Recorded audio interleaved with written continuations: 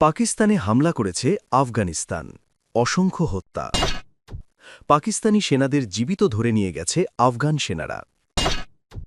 Epstein ফাইলে Stephen হকিংয়ের ছবি, অনৈতিক আচরণের দাবি নাকচ পরিবারের। অসংখ্য হত্যা, পাকিস্তানি সেনাদের জীবিত ধরে নিয়ে গেছে আফগান সেনারা। গত সপ্তাহের বিমান হামলার জবাবে পাকিস্তানের খাইবার পাখতুনখাওয়ার বিভিন্ন জায়গায় অতর্কিত হামলা চালিয়েছে আফগানিস্তান। সেই সঙ্গে পাকিস্তানের অন্তত ৪০ সীমান্ত সেনা চৌকিও দখল করেছে আফগান সেনারা। বৃহস্পতিবার রাতে চালানো এ হামলার পর পাকিস্তানের কিছু সেনাকে জীবিত অবস্থায় ধরে নিয়ে গেছে তারা। এছাড়া অসংখ্য সেনাকে হত্যা করেছে। দেশটির তালেবান সরকারের মুখপাত্র জাবিহুল্লাহ মুজাহিদ মাইক্রোব্লগিং সাইট এক্সে দেওয়া এক পোস্টে এ তথ্য জানিয়েছেন। তিনি বলেছেন, তীব্র সংঘর্ষ শুরু হবার পর আমাদের সেনারা পাকিস্তানি সেনাদের ব্যাপক ক্ষয়ক্ষতি করেছে। তাদের অনেক সেনা নিহত হয়েছে এবং কিছু সেনাকে জীবিত আটক করা হয়েছে। বৃহস্পতিবার রাতে হঠাৎ করেই পাকিস্তানি সেনাদের লক্ষ্য করে হামলা চালানো শুরু করে আফগানিস্তান। দেশটির পূর্বাঞ্চলীয় সামরিক কোরের মিডিয়া অফিস এক বিবৃতিতে জানিয়েছে, বৃহস্পতিবার রাত থেকে তীব্র সংঘর্ষ শুরু হয়েছে। গত রোববার নানগারহার ও পাকতিয়া প্রদেশে পাকিস্তানি বাহিনীর বিমান হামলার জবাবে এই পাল্টা হামলা শুরু হয়েছে। এ সময় সীমান্তে তীব্র সংঘর্ষ শুরু হয় বলেও উল্লেখ করে তারা। অপরদিকে পাকিস্তান দাবি করেছে তারা আফগানিস্তানের বিপুল সেনাকে হত্যা করেছে। এছাড়া অসংখ্য সীমান্ত চৌকি ধ্বংস করে দেওয়া হয়েছে। সূত্র তোলো নিউজ। পাকিস্তানে হামলা করেছে আফগানিস্তান। পাকিস্তানের সীমান্তে সামরিক অবস্থান লক্ষ্য করে হামলা চালিয়েছে আফগানিস্তান। বৃহস্পতিবার এ হামলা চালানো হয়। আফগানিস্তানের কর্মকর্তারা জানিয়েছেন, হামলায় কয়েকজন পাকিস্তানি সেনা নিহত হয়েছেন। এই হামলার জবাব অতি দ্রুত দেওয়া হবে বলে হুঁশিয়ারি দিয়েছে পাকিস্তান। এক্সে এক পোস্টে পাকিস্তানের তথ্য মন্ত্রণালয় বলেছে, দেশটির খাইবার পাখতুনখাওয়া প্রদেশের সীমান্তে বিভিন্ন এলাকায় বিনা উস্কানিতে গুলি চালিয়েছে আফগানিস্তান। দ্রুত ও কার্যকরভাবে এগুলোর জবাব দেওয়া হবে।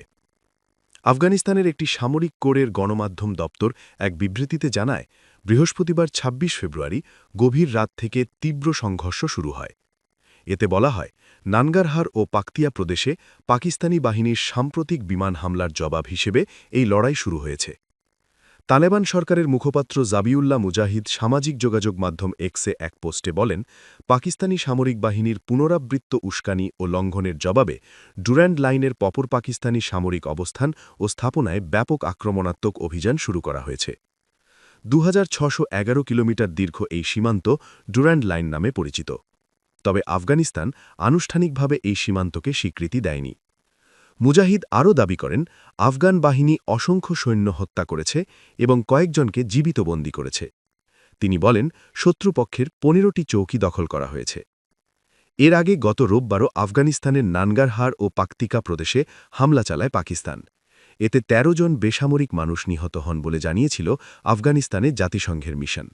যদিও মৃত্যু নিয়ে পৃথক দাবি করেছে ইসলামাবাদ ও কাবুল। ইসলামাবাদের দাবি, ওই হামলায় ৮০ জনের বেশি সশস্ত্র যোদ্ধা নিহত হয়েছেন, আর ১৮ জনের নিহত হওয়ার খবর জানিয়েছিল কাবুল। এপস্টেইন ফাইলে স্টিফেন হকিংয়ের ছবি, অনৈতিক আচরণের দাবি নাকচ পরিবারের।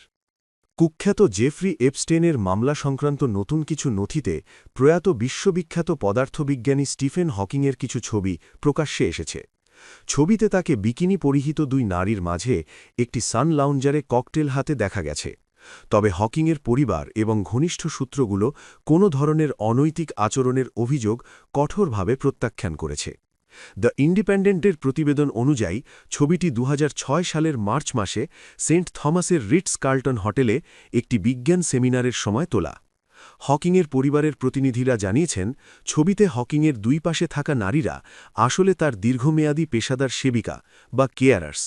শারীরিক অক্ষমতার কারণে তার ২৪ ঘণ্টা চিকিৎসার সহায়তার প্রয়োজন হতো এবং এই জন্য তারাই তাকে দেখাশোনা করতেন।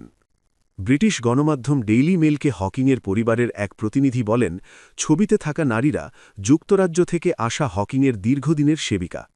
এক্ষেত্রে কোনো ধরনের অনৈতিক আচরণের ইঙ্গিত দেওয়া কেবল ভুলই নয়, বরং অত্যন্ত অবান্তর।